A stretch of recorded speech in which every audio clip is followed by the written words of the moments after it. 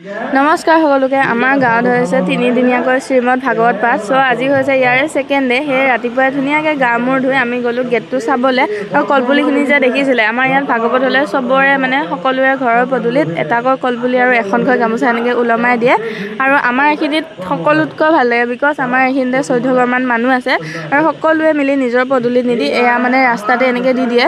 আৰু গোটেই যেতিয়া গধূলি চাকি জ্বলায় তেতিয়া চবতকৈ বেছি আমাৰ বাটটোৱে ভাল দেখে। আৰু এয়া আমি ভাটিবেলা টাইমত যাওঁ নাযাওঁকৈ গ'লোঁ নামঘৰলৈ বুলি, ঘৰৰ পৰা শুনিয়ে ভাল লাগিছিলে।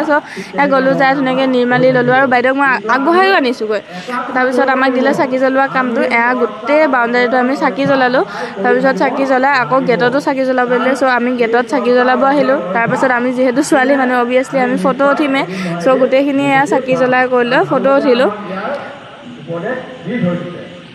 দেন আকৌ গ'লোঁ নামঘৰলৈ, চাকি বন্তি যিখিনি লৈ গৈছিলোঁ তাত আকৌ জমা দিলোঁ। তাৰপিছত আমি ঘৰলৈ আহিব ল'লোঁ। তাতে অলপ সময় চাই লৈ আকৌ ঘৰলৈ আহোঁতে এইখিনি হৈছে আমাৰ বাটটোৰ দৃশ্য। চাওকচোন ইমান ধুনীয়া লাগিছে ন, গামোচাবিলাকো একদম বতাহত উৰি আছে।